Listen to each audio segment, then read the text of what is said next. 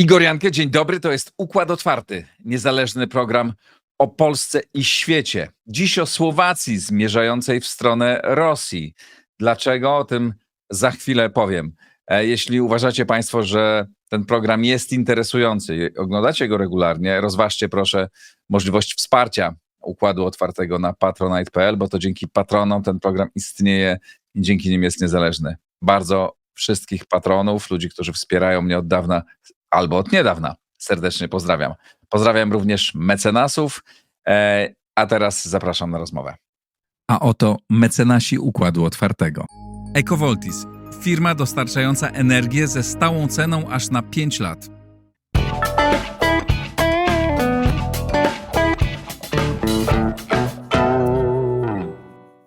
Kacper Rękawek. Dzień dobry, Kacprze. Kacper pracuje na co dzień w Międzynarodowym Centrum Zwalczania Terroryzmu w Hadze, ale 5 lat spędził na Słowacji, w Bratysławie, gdzie pracował w think tanku Globsec i zdaje się wróciłeś stamtąd. Powodem naszej rozmowy jest decyzja premiera Roberta Fico, który powiedział, że odwiedzi Moskwę w dniu zakończenia II wojny światowej i powiedział, że zrobi to z przyjemnością, a wcześniej mówił, że taka wizyta byłaby dla niego zaszczytem. Mówi to premier państwa będącego członkiem Unii Europejskiej i przede wszystkim Paktu Północnoatlantyckiego, premier państwa,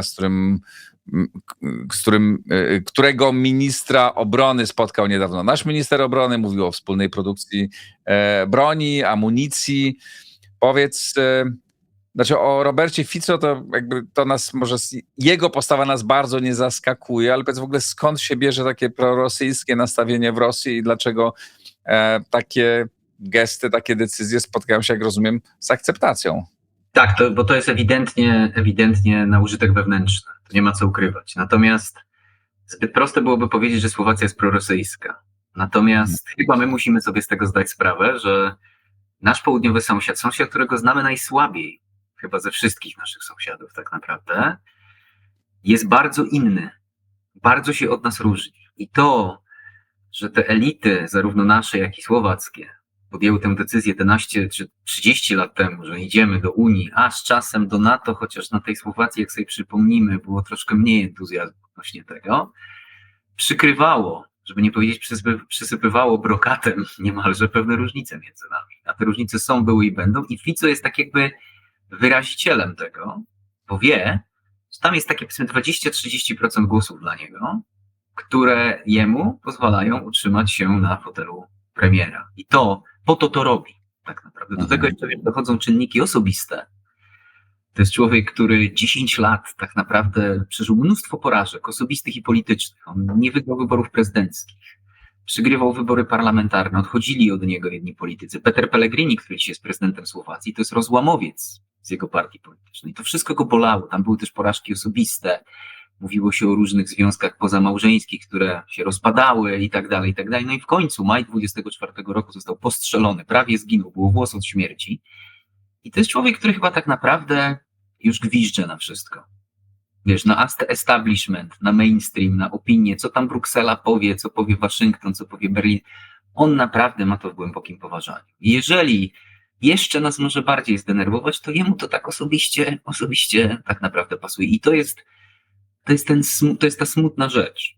A co to, dlatego jedzie do Moskwy, żeby zagwizdać Polakom, Francuzom, Szwedom i tak dalej? Tak, ja myślę, znaczy inaczej. Z jednej strony jest tak, on mówi, to jest miejsce, gdzie zabito faszyzm, ja jestem antyfaszystą, te 80, tak, czy tam 90, czy ile lat temu, więc ja jadę na tę rocznicę, bo to jest rocznica okrągła i tak dalej, zakończenia tejże wojny. Pamiętaj o tym, wiesz, że wiceprzewodniczący jego partii Smer, czyli Kierunek, mówi, że pokój zawsze przychodził ze wschodu, a z zachodu tylko przychodziła wojna. Pamiętajmy właśnie o tym, bo to jest myślę to, czego w Polsce się nie wie. Słowacki nacjonalizm i patriotyzm absolutnie nie jest zbudowany na niechęci do Rosjan. No, w pierwszej chwili były zbudowane na niechęci do Austriaków, potem Węgrów przede wszystkim, czy może zawsze Węgrów, a z czasem też trochę Czechów. Poza tym jest to specyfika, bo Słowacy dobrze wspominają komunizm. To jest paradoks, my tego nie wiemy. W Polsce, w Czechach komunizm się pamięta źle. Natomiast na Słowacji to jest ten system, który nas pięknie zindustrializował. Każdy miał pracę, każdy miał mieszkanie, a jak były represje, to represje były w Pradze, a na Słowacji nie było, a zresztą rządzili nami Słowacy, bo rzeczywiście Dubček, potem Husak, a jego prawa ręka Bilak to byli Słowacy, więc komunizm jest wspominany ze swego rodzaju nostalgią. No ale przecież to weszli do Unii, weszli do NATO, przyjęli euro i używają na co dzień tej waluty, czyli można powiedzieć, są bardziej zintegrowani niż Polska. Do pewnego stopnia, tak. Tylko widzisz, to jest odwieczne poszukiwanie patrona. Słowacja jako patrona miała Czechy w Czechosłowacji, a wcześniej miała patrona czy to jakiegoś austriackiego, czy węgierskiego. No nie za dobrze się z nim żyło, ale to ciągle był jakiś parasol nad nami. A potem był, prawda, też Związek Sowiecki. On się kojarzy dobrze, tak? Oni byli, że tak powiem, dostawcami komunizmu, a za komunizmu nam się zwłaszcza od 1968 roku żyło całkiem dobrze. Pamiętaj, Igor, w Bratysławie w sklepach spożywczych w 1988 roku można było kupić parmezan. No w Polsce były puste haki, to dla młodszych słuchaczy. Tam można było kupić parmezan, no było fajnie. I teraz Unia Europejska została ubrana w takie szaty nowego patrona. Ale takiego patrona, który no jest daleko, więc można trochę na niego popsioczyć. I Fico jeździ na tym od 20 lat, gra taką kartą, no żeby nas nie oszukali, żeby nas ci okropni ludzie z Zachodu, przepraszam, nie zrobili przysłowiowego balona. I tam głosy są tego, takie bym powiedział, wiesz, takie głosy rustykalno-cepeliowe, tak to nazwijmy, postkomunistyczne tak naprawdę, tych sierot po komunizmie, jeśli mogę tak powiedzieć, też nacjonalistyczne. I na to gra Fico. Fico najpierw chciał być Tony Blairem Słowacji, czy Gerhardem Schröderem, robić taką, wiesz, socjaldemokrację tamtejszą, ale jak się zorientował, że nie ma głosów w tym, przesunął się na pozycję, bym powiedział, narodowo-komunistyczne. I okej, ale to, co się stało w czasach COVID-u, kiedy on się zorientował, że żeby wrócić na scenę polityczną, on przegrał wybory w 2020 roku po serii skandali, zabójstwo Jana Kuciaka, dziennikarza, który tak naprawdę rozpracowywał jego partię polityczną i to, jak ta się skorumpowała, dała się skorumpować, czy sama się skorumpowała. On się zorientował, że jedyne głosy, które mogą mu pozwolić na ten powrót, to są głosy tak naprawdę antywakserów, czy u nas byśmy powiedzieli szurów. I poszedł w to całym sobą. Jak się powiedziało A, te 3-4 lata temu, no to trzeba mówić B i teraz trzeba mówić, że prawda, zwycięstwo nad faszyzmem, wszystko co dobre przychodzi ze wschodu. No dobra, ale Rosja jest inaczej postrzegana przez Słowaków niż my ją postrzegamy. Tak, absolutnie nie rozumieją, znaczy inaczej.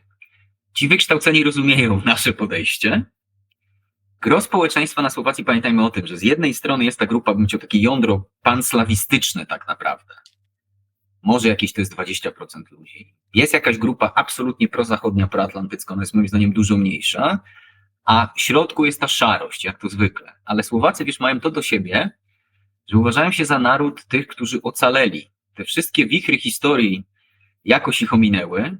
Oni zawsze wygrywali światowe wojny, choć nie zawsze zaczynali je w obozie zwycięzców. Pamiętajmy o tym, oni wojnę 14 roku zaczynają w austro-węgierskiej monarchii, która przegrywa, a wojnę 39 roku, no na Boga, oni razem z armią niemiecką na nas w 39 roku napadają, a potem się znajdują w obozie zwycięzców. Oni się szczycą tym, że są tak pragmatyczni, dlatego tak pytasz o tę Unię i euro, to jest ten słowacki pragmatyzm, tak, że my się zawsze tak jakoś obrócimy, i jakoś tak się zawsze ustawimy, że będzie dobrze, a jesteśmy tą taką małą dolinką, do której nikt nigdy nie przyjeżdża, nikt nigdy nie przychodzi, nikt nas nigdy nie niepokoi i sobie będziemy trwać. To jest podstawowa cecha. I w tej sytuacji, zobacz, i to jest chyba najważniejsza rzecz, którą to chciałem powiedzieć, jak masz tylu ludzi, którzy są tak naprawdę pasywni w sprawach geopolitycznych i polityki międzynarodowej, wiesz, nie wychylają się poza tę dolinkę, to stamtąd już jest tylko pół kroku do powiedzenia, ja chcę pokój. Wiesz, ja bym chciał, żeby w Europie nie było wojny. I to... A jakie jest nastawienie przeciętnego Słowaka do wojny na Ukrainie? Przecież oni mają dostęp do tych samych informacji, których my mamy. Na pewno słyszeli o Buczy, Irpieniu, o bombardowaniach przedszkoli, teatrów, w których dzieci się chowały, no o tych wszystkich okropnościach niewyobrażalnych, których dokonują na co dzień Rosjanie i armia Władimira Putina.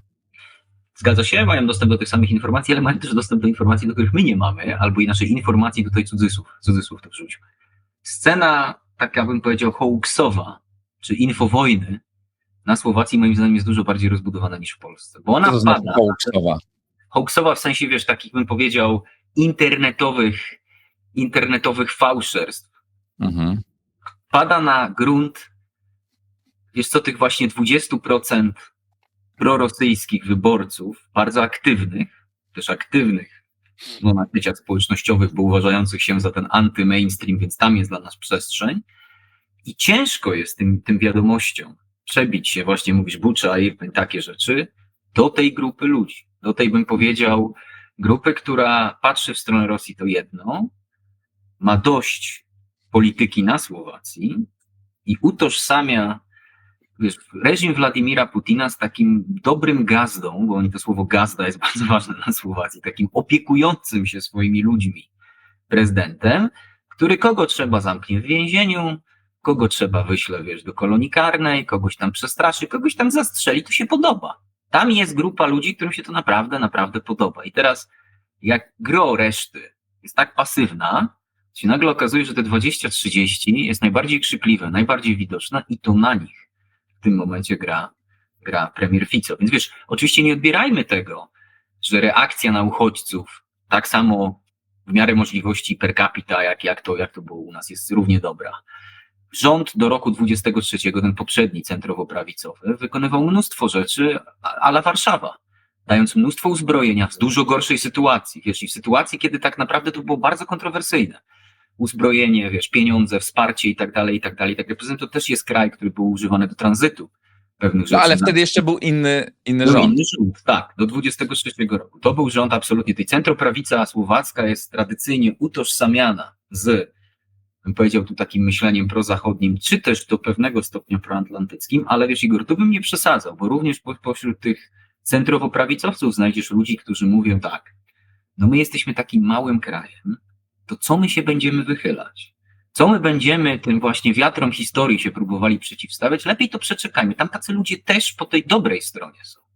I jeżeli oni są tak pasywni, no to tworzy jeszcze większe wrażenie, że to jest tak naprawdę kraj prorosyjski, a nie jest. To nie jest Serbia. To nawet nie są Węgry. To jest inna liga, no ale pada to, wiesz, na tę do pewnego stopnia podatną glebę. A w jakim stanie jest dziś gospodarka Słowacji? Na ile takie niezadowolenie z poziomu życia ma wpływ na, przekładając sobie, bo to Bruksela, bo to Unia, bo to Zachód? Wiesz co, teraz jest nowa moda, to jest obwiniamy, bo jak te 3 lata były rządy centroprawicy, one się rozsypały, ale ostatnie pół roku z tych 3 lat była tak zwana, był taki, bym powiedział, rząd fachowców. Bo się ta centroprawica nawet ze sobą nie mogła dogadać. I ten rząd fachowców, który nie mógł nic, nie miał mandatu z parlamentu, jedynie bilet od, że tak powiem, prezydent Słowacji, żeby działać, bo tam jest takie konstytucyjne rozwiązanie. Dzisiejsza moda jest, żeby zwalić wszystko na nich.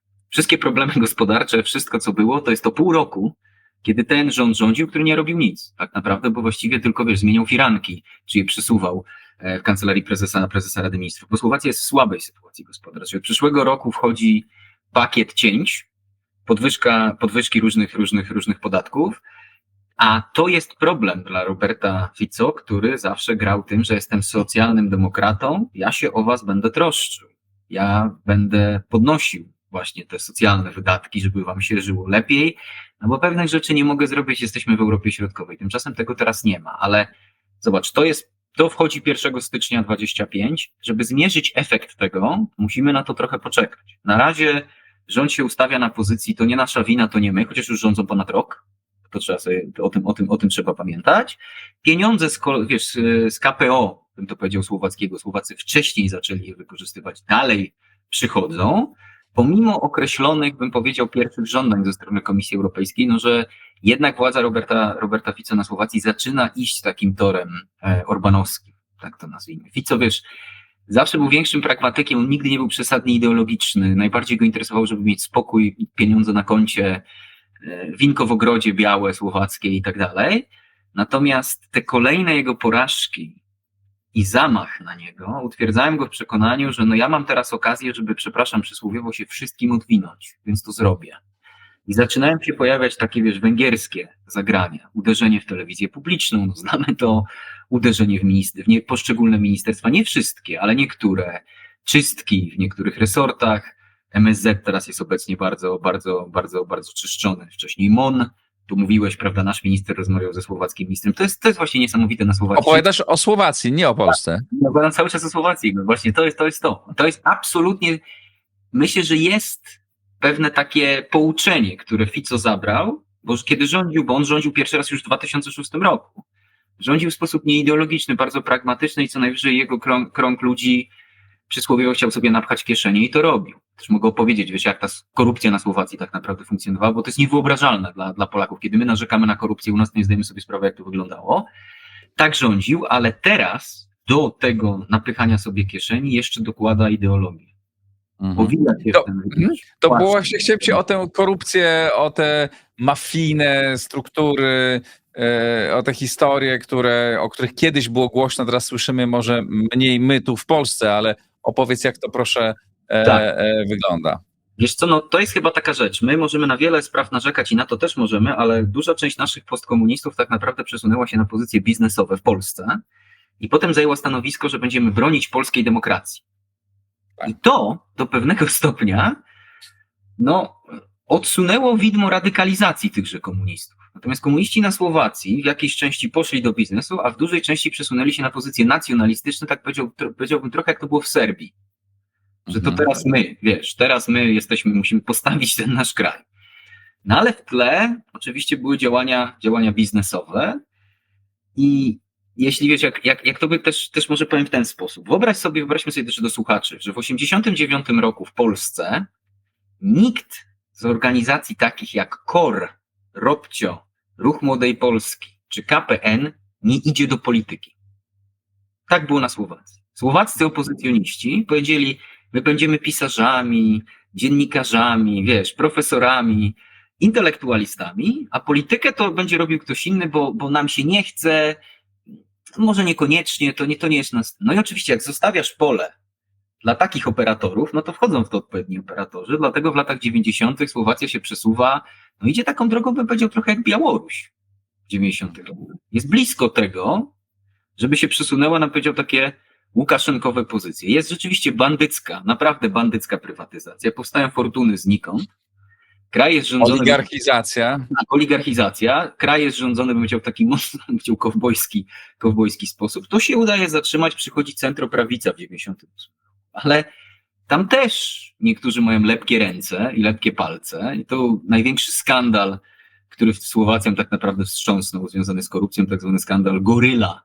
Bo taka była nazwana operacja tajnych służb, która rozpracowywała tęże machinę korupcyjną, to odbył się w czasach centroprawicy. Ale teraz może pytać o przykład, jak to wyglądało. Kiedy Robert Fico rządził poprzednio, rekrutował do 2016-2020, rekrutował do swojego rządu ludzi z sektora prywatnego. I na przykład przychodził do jednego i mówił, to ty zostaniesz moim szefem Krajowej Administracji Skarbowej. A on mówi, a jaka jest pensja? No ten mówi 3,5 tysiąca euro. To jest ponad dekadę temu. A on mówi, no ja w sektorze prywatnym mam 10, ja nie chcę. A odpowiedź była taka, 3,5 dostaniesz na konto, a my ci resztę dosypiemy z boku.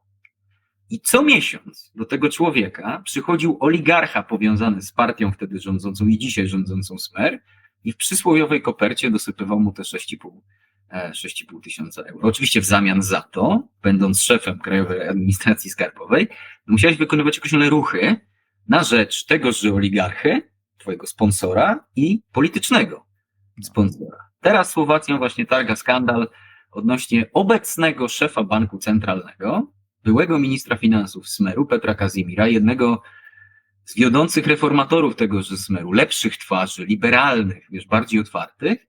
Jego partnerka dostała od takiegoż politycznego sponsora Smeru na swoje konto na Cyprze, więc już widzimy, że jest fajnie, 2 miliony euro pożyczki. No, jest to legalne, nie jest to moralne, nie jest to etyczne, dostała pożyczkę 2 miliony. Kupiła willę na Lazurowym Wybrzeżu, dobrze, fajnie, legalne, ale nie musiała tych pieniędzy oddać. Więc i nigdy te pieniądze do tego oligarchy nie wróciły, natomiast tenże oligarcha dostał mocne kontrakty w słowackim MSW związanym z jego digitalizacją. I podobno, kiedy inna firma starała się o te kontrakty, walczyła z tymże oligarchą, te kontrakty, wiesz, IT w MSW, no potężny projekt. MSW na Słowacji, tak jak w Czechach, rządzi wszystkim. Wiesz, spisem ludności, dowodami osobistymi, wszystkim. To jest najważniejsze ministerstwo, tak jak u nas było przez jakiś czas. Ja się czasem śmieję, że tam naprawdę ma w swoim ręku wszystko. I ten drugi człowiek poszedł na to ministerstwo i mówi, no to co ja mam zrobić, żeby wygrać ten kontrakt? A on mówi, no musisz zadowolić ministra finansów, pana Kazimira. Może był po prostu bardziej fachowy. No chyba tak. Wiesz co, no, tylko wiesz, jeżeli wyobraź sobie, że tak działa całe państwo i rzeczywiście Tak. w poprzednim rządzie Ficy były 2 miejsca spotkań w Bratysławie, zresztą Hotel Hilton na Nowym Mieście w Bratysławie i jeden z budynków Ministerstwa Spraw Wewnętrznych, niedaleko zresztą siedziby mojego Globseku, gdzie się spotykała Górka, wierchuszka Smeru z tymiże oligarchami i dzielili tort. Tak ten kraj wyglądał. To było usankcjonowane i podpięte na najwyższych kręgach władzy. I jednocześnie ta władza pewnymi rzeczami się po prostu nie interesowała. I mamy tego, wiesz, jeśli mogę, tak dzisiaj jest taki przykład. W Czechach i na Słowacji jest ostatnio bardzo dużo alarmów fałszywych, na szczęście, ale jednak bombowych w szkołach. Ktoś dzwoni do szkół, tak en masse, oczywiście masowo.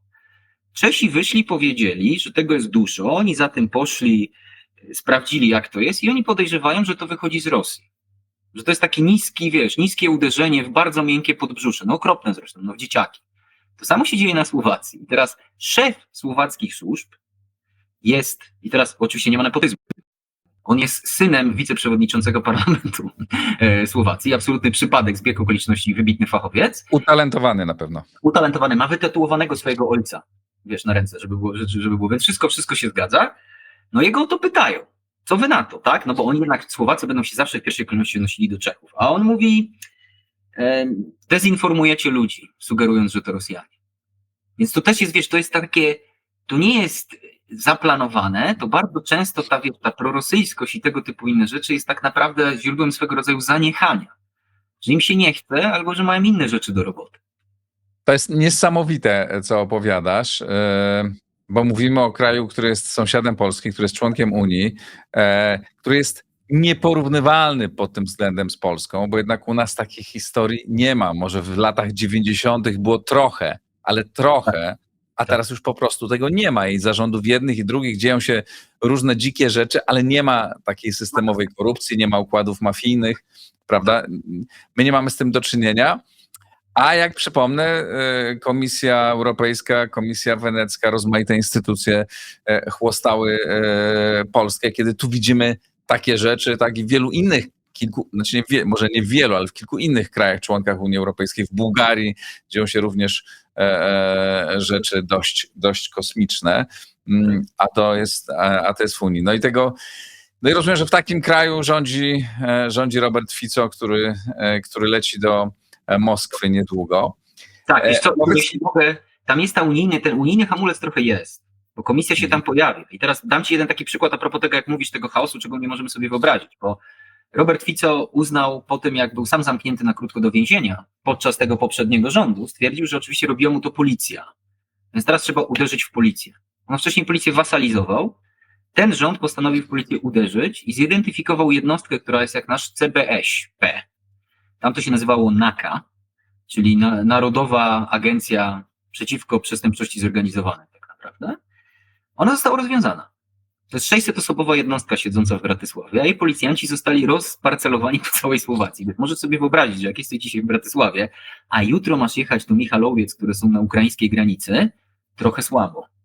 I tu się odezwała komisja, bo powiedziała, możecie robić co chcecie, ale część tych miejsc pracy w tejże NACE jest zapłacona z KPO. One są podpięte pod KPO. Nie możecie sobie tak po prostu tego niszczyć i przesuwać. No to nie pierdzieli, dobra, to będzie w Bratysławie, ale będzie w Drogówce.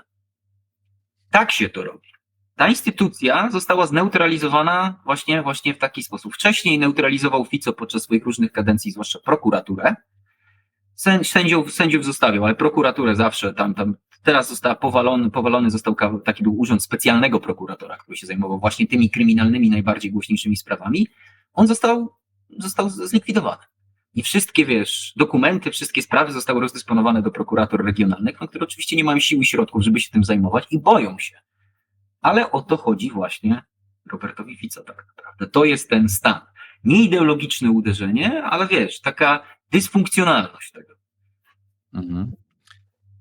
A powiedz, po pierwsze, na ile ludzie mają tego świadomość i na ile się buntują, czy po prostu przyjmują, nie, no zawsze tak było, zawsze żyliśmy w jakimś takim półrosyjskim kraju i dziko tu było, jest i będzie i musimy się z tym pogodzić, a na ile jakby jest duża część społeczeństwa, która, tak nie wiem, po zabójstwie Jana Kuciaka, tak, były demonstracje, były protesty, wydawało się, że to może jakieś odnowę jakąś przynieść, ale jak rozumiem, niespecjalnie przyniosło. Wiesz co, jest oczywiście część społeczeństwa i to duża i myślę, że przez te ostatnie kilka lat, czy przez ostatnią dekadę ta moda na to, żeby wyjść i wyrazić swój sprzeciw, co nam jest znane do pewnego stopnia, tak jako Polakom, im raczej nie. Już pamiętajmy też o tym, że tam nie ma wielkich tradycji tego typu społecznego oporu. To się rozkręciło, ewidentnie partie tej dzisiejszej opozycji centroprawicowej grają tym. Ewidentnie mobilizują ludzi wokół tego typu postulatów, czy tak naprawdę rozkładu demokratycznego państwa prawa. Te protesty są, tylko widzisz, do wyborów jest 3 lata, możesz zwoływać te 20-30 tysięcy ludzi na plac w centrum Bratysławy, to jest dobry wynik na Słowacji, to trzeba jasno powiedzieć. Możesz to robić co miesiąc, co 2, co 3, ale co dalej? Jak to będzie dalej wyglądało? No bo co ci to da na dłuższą metę? Mobilizujesz swoich, mobilizujesz to swoje jądro, absolutnie, ale musisz pracować w tych regionach, bym tak powiedział, cepeliowych i tam przekonywać, że to, że Fico kradnie, czy jest słaba jakość tego rządzenia, to też dotyczy ciebie. To jest to, przed czym oni teraz stoją. To jest tak naprawdę najważniejsze, bo chyba są, tak jak mówiłeś, są odpornieni na to, że ci na górze kradną. No, wielkie halo. I to jest takie przekonanie, że mafie rządzą państwem? No, mafie, no wiesz, jakieś kliki. A że to jest tak mały kraj, że oni wszyscy chodzili do jednego gimnazjum w centrum Bratysławy, wiesz, to też było niesamowite. Przez 30 lat panowała swego rodzaju zgoda, że my się osobiście nie ruszamy, bo się znamy. Prawda? Kraj 5 milionów, no myślę, Czechy trochę podobne, Węgry trochę podobne, wiesz, kraje bałtyckie, no nie róbmy, nie ma nawet alternatywnych zbiorowości wobec tej jednej, bo my wszyscy tak naprawdę jesteśmy jedną zbiorowością. To w ostatnich 4 latach pękło i to jest to, co trzeba ludziom uświadomić, że to jest, widzisz, to jest plus polaryzacji, że w tych warunkach możesz rzeczywiście komuś powiedzieć, że ktoś ciebie robi przysłowiowego konia. I to też na ciebie wpływa, ale tak, to przekonanie o tym, że rządzi mała grupa z Bratysławy z jednej ulicy, absolutnie. Jeszcze wróćmy do tej prorosyjskości czy rosyjskich wpływów. Właśnie na ile rosyjskie wpływy są obecne, na ile te nastroje są podkręcane przez rosyjskie służby, przez wojnę informacyjną, czy Rosja się bardzo interesuje Słowacją? Tak. Wiesz co, bardzo przykład. Może być, nocne wilki mogły przejechać przez różne kraje w Europie Środkowej, ale to tylko na Słowacji powstała ich spółka córka, założona przez człowieka, który ma poligon i na tym poligonie ćwiczy paramilitarna grupa prorosyjska, która się nazywa Słowaccy Rekruci. Jest o nich film na HBO, tak w ogóle. Jakoś dziwnie to się wszystko w tym jednym miejscu spotyka i akurat tam. Prawda? To się może stać. Jakoś nie słyszałem, żeby w Polsce były, wiesz, szkoły mające tak daleką współpracę i wymianę młodzieży z Federacją Rosyjską. Wiesz, przysyłane książki, płyty CD, wiesz, odwiedziny to tu, to tam. Nie tylko dla uczniów, ale też dla nauczycieli, bo ci nauczyciele podtrzymują tak naprawdę tę tradycję. Co z tego, że szkoła ma podpisaną jakąś umowę, nie wiem, z podstawówką w Permie, czy wiesz, gdzieś pod Moskwą. Ty musisz mieć kogoś, kto będzie to animował. I to cały czas, pomimo wojny, to cały czas się toczy. Tak. Oczywiście, że logistyka tego nieco padła, natomiast takie szkoły dalej są. Bez przesady, że one są wszędzie, ale znajdzie się w każdym regionie kraju. To nie jest tak, że zachodnia część Bratysławy jest absolutnie wolna od tego typu wpływów, a na wschodzie są sami ludzie prorosyjscy. Absolutnie nie. To tak nie wygląda. Ale wiesz, to jest klimat społeczny. Poza tym taka pozycja, wiesz, człowieka z antymainstreamu, najczęściej tego narodowego, quasi-faszystowskiego, tej grupy wyborców, no, skoro jesteśmy przeciwko Unii, jesteśmy przeciwko NATO, oni są bardzo przeciwko NATO, bo NATO to znaczy jednostki amerykańskie na naszej ziemi, a na nas przecież kiedyś napadł Związek Sowiecki, to było okropne, więc my nie chcemy, żeby ktoś na nas znowu napadał. Więc jeżeli się ustawiasz, że jesteś przeciwko NATO, przeciwko Unii, no to musisz się ku komuś zwrócić, no to zwracasz się ku komu? No zwracasz się ku jedynej dostępnej opcji, to jest Federacja Rosyjska.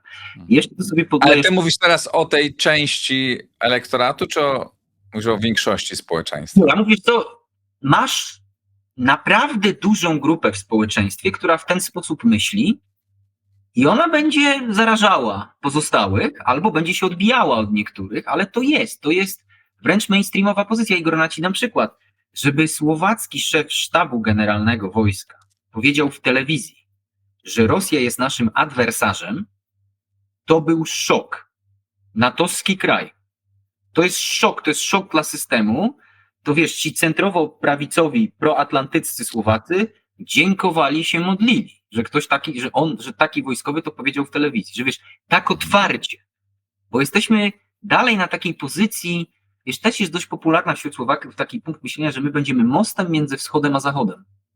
To w 90-tych latach grał Mečiar i może będziemy neutralni. Po co się mamy wystawiać? Oczywiście teraz jak są w Unii, są z tego określone profity, to już o neutralności nie rozmawiamy, ale wiesz, słowacki MSZ teraz pcha politykę pod tytułem na 4 strony świata. Czyli rozmawiamy z każdym wszędzie i zawsze. Czyli szybciej będziemy rozmawiali, nie wiem, z Pakistanem i tego typu miejscami, ale nie będziemy rozmawiali na przykład, wiesz, z Niemcami czy nie wiem, czy Francuzami. Więc No to tak, jest... rozumiem, że to jest też kraj i też służby tego państwa i MSZ tego państwa jest infiltrowany przez Rosję. Są tam duże wpływy rosyjskie. Na ile wobec tego to jest bezpieczny partner? Na ile, czy myśmy powinni budować z nimi, nie wiem, fabryki broni? No bo to jest coś bardzo wrażliwego. Jeżeli przyjdzie co do czego, a no budujemy to zakładając, że sytuacja kryzysowa może się zdarzyć, no to taki partner może nam coś wywinąć. Zgadza się, tylko widzisz, to jest partner, który jest właśnie bardzo pragmatyczny, bo to jest ta druga noga Fico i Smeru. Czyli jedna noga to jest to zanurzenie się w tych odmętach antywakserstwa, szurstwa, jeśli mogę tak powiedzieć, a druga noga szukamy pieniędzy. I człowiek, który kieruje Ministerstwem Obrony, uchodzi za największego biznesmena wśród wszystkich ludzi partii Smer. Kiedyś był następcą Ficy, później się troszeczkę od niego odsunął. Jest to osoba, Robert Kaliniak jest osobą absolutnie o transatlantyckich poglądach. I on najchętniej robiłby właśnie biznes z tymi, że tak powiem, krajami właśnie NATO i właśnie Unii. Więc tu bym się akurat tego nie obawiał. I to Dobrze, jest... ale on jest dzisiaj ministrem, a potem będzie ktoś inny ministrem, a jak przyjdzie do sytuacji kryzysowej, no to pytanie, czy tam są bezpieczniki. Ja myślę, że to jest ja myślę, że to jest szersza dyskusja. My musimy sobie jasno zdawać sprawę, zajmując się naszym zachodnim i wschodnimi sąsiadami, my, wiesz to doskonale, raczej spędziliśmy mniej czasu zajmując się naszymi południowymi sąsiadami. I to jest szersza dyskusja na temat tego, jak bardzo my się różnimy, jak bardzo geopolitycznie niektórzy odpłynęli w rejony absolutnie nam niedostępne i niechętne. I to jest tak. Tylko to niebezpieczeństwo trzeba było sobie tak naprawdę moim zdaniem uświadamiać właściwie od momentu wejścia do Unii, bo jak formowała się Grupa Wyszehradzka i najpierw nie były 3 kraje, pamiętajmy, tak, była Czechosłowacja, to wszystko, co było napisane w dokumentach tak naprawdę tworzących tę grupę, jeżeli tak można powiedzieć, ja to upraszczam, to miało ręce i nogi w odniesieniu do Czechosłowacji, że wspólne doświadczenie historyczne, wspólne dążenia, wiesz, wspólne oczekiwania, też geopolityczne, natomiast one już nie mają odniesienia do Słowacji. I to jest, wiesz, ten grzech pierworodny tego wszystkiego, że w 1993 roku Słowacja się pojawia i ona tak naprawdę nie wie, jakie NATO, tam jest, że chcemy być tym mostem, potem jest dopiero tą Unią. To jest grzech pierworodny tej całej sytuacji i to jest szersza dyskusja. Myślę, że powinniśmy o tym rozmawiać właśnie w kontekście Węgier, Bułgarii, oby nie Rumunii. No, prawda? gdzie też teraz się mówią rozmaite rzeczy, ale to osobny temat. Ale tak, no to jest bardzo ważne. Tak? I teraz pytanie, no dobrze, jeżeli my mamy podjąć decyzję o budowie fabryki amunicji, która jest nam oczywiście bardzo potrzebna, tak? To jest jeden z najważniejszych dzisiaj spraw w Polsce, z którymi sobie zresztą nie radzimy. No to pytanie, czy to jest dobry kierunek? Znaczy to, żebyśmy my budowali oczywiście i to, żebyśmy my nad tym mieli kontrolę również. Słowacy są o trochę, widzisz, bo to jest ten paradoks. Ja rozumiem, że oni też mają kompetencje do tego. Mają, widzisz, tylko to jest właśnie najśmieszniejsze. Słowacki ten przemysł zbrojeniowy, jeżeli jest, w dużym stopniu w prywatnych rękach, on jest wybudowany tak naprawdę na zgliszczach komunizmu, kiedy to na Słowację inwestowała Czechosłowacja, czyli Czesi de facto. To jest ten paradoks. Czyli to jest ta dobra spuścizna dla Słowaków komunizmu. Więc uczyć się pewnych rozwiązań związanych z technologiczną stroną tego, organizacyjną, czemu nie?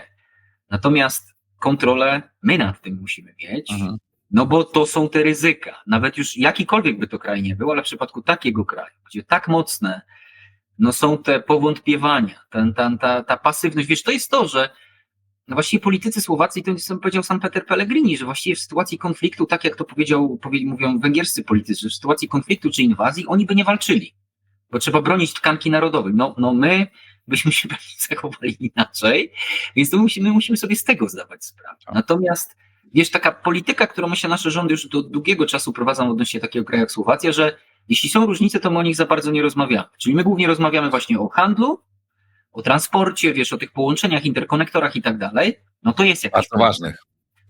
To jest jakiś sposób na podchodzenie do tego, no bo co my możemy, tak? No przecież natomiast chyba trzeba zrewidować swoje oczekiwania, że my, może niejako nie na plecach, ale we współpracy z tą Europą Środkową będziemy na przykład znaczyć więcej w Brukseli. Bo ta Europa Środkowa naokoło nas nagle się staje no poglądowo czy światopoglądowo no zupełnie jest gdzie indziej niż my.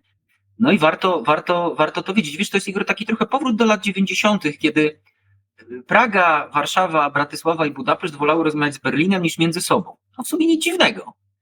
I to trochę idzie w taką stronę. Możemy ze sobą zabrać teraz Czechów, czy Czesi mogą, prawda, możemy iść razem, ale znowu Czesi mają za rok wybory, tam się też zrobi interesująco. No, pytanie, czy też w stronę Berlina, tak? Czy raczej w stronę krajów północy, ewentualnie Francji, Wielkiej Brytanii. Okej, a jeszcze na koniec, czy jakbyś porównał podejście strategiczne Węgier i Słowacji do Rosji? Na ile, bo w przypadku Węgier mi się wydaje, że to jest podejście bardzo strategiczne, że to jest pewien wybór świadomy, długo wypracowywany, żeby jasne, nie bronię tego, wręcz przeciwnie. Bardzo jasno mówię, że z tym się uważam, że to jest bardzo groźne i niedobre. I tym bardziej, że to jest właśnie taki strategiczny wybór. A na ile tutaj, jak z tego, co mówisz, to trochę wynika, że to jest takie chojrakowanie, że to nie jest taka strategia, tylko to jest takie... Tak, to jest nostalgiczne. Wytłumacz proszę. Tylko widzisz, Igor, problem jest taki, Słowacy mają takie sformułowanie, używają takie sformułowania nadpraca. Jak wykonasz więcej pracy niż trzeba, to wykonujesz nadpracę. I Fico wykonuje nadpracę. Po co on idzie do tej rosyjskiej telewizji i gada to, co gada? Po co wybiega przed szereg, że on stanie na tej trybunie? Prawdopodobnie koło, nie wiem, północno-koreańczyka, czy nie wiem, prezydenta Iranu. No to wiesz, już nawet nie, nad Węgrów tam nie będzie. Po co to jest? Tak, tak, to jest nostalgiczne. Znaczy uważasz, że to nie jest, za tym nie idzie jakiś strategiczny wybór, jakieś wielkie kontrakty, jakieś powiązania, tylko takie... Ja myślę, że się a ja im wszystkim pokażę. Tak, to jest raz, to jest ta nostalgia, to jest, wiesz, ta cepeliada, tak to nazwijmy, która się w związku z tym odgrywa, no bo założyciel Słowacji, Ludowicz Sztur, to był prorosyjski, to my też jesteśmy prawdziwi Słowacy, to będziemy prorosyjscy. To jest mniej więcej takie trochę myślenie. I to się sprzedaje w określonej części społeczeństwa. No tylko Fico w tym idzie za daleko, bo wyprzedza Orbana, wyprzedza prezydenta Vučića, wyprzedza wielu innych prorosyjskich przywódców. Natomiast, no właśnie, z tą strategią tam jest trochę gorzej. To trzeba przyznać, że raczej ta strategia jest nakierowana na to, że jeżeli to obroni mnie w fotelu premiera na następną kadencję, to jak to będę grał? Wiesz, pamiętaj o tym, że Fico 8 lat temu, i teraz może na zakończenie, podsunął mu to wtedy wiceminister spraw zagranicznych Iwan Korczok, który dzisiaj jest jednym z filarów opozycji antyficowskiej, był kandydatem na prezydenta Słowacji centroprawicy. On podsunął Ficowi 8 lat temu pomysł, żeby zaczął mówić, że Słowacja jest w jądrze Unii Europejskiej. Będziemy najlepszymi Europejczykami w regionie, to nam pozwoli na taki, bym powiedział, dyplomatyczny lot na Księżyc. My się wysuniemy do przodu w tej stawce. Ten sam człowiek 8 lat później mówi, krzyczy wręcz do dziennikarzy na konferencji prasowej, że on pojedzie do Moskwy, bo, prawda, ze wschodu zawsze przychodził pokój, tam powalono faszyzm, on jest antyfaszystą. No, takiego mamy sąsiada, tak? No, parafrazując klasyka, taki mamy klimat.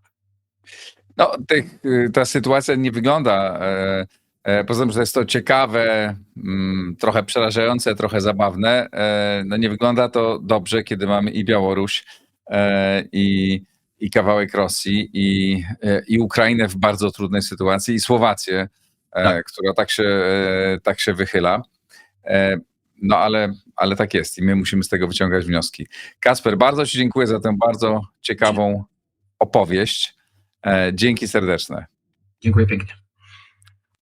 Ciekaw jestem, co Państwo o tym sądzicie. Napiszcie w komentarzach. Jeśli podobał Wam się ten odcinek i podobają Wam się moje rozmowy, zachęcam do wsparcia Układu Otwartego na patronite.pl, bo to dzięki temu, dzięki Państwa wsparciu mogę te programy przygotowywać. To wszystko na dzisiaj. Pozdrawiam serdecznie. Do zobaczenia. Do usłyszenia.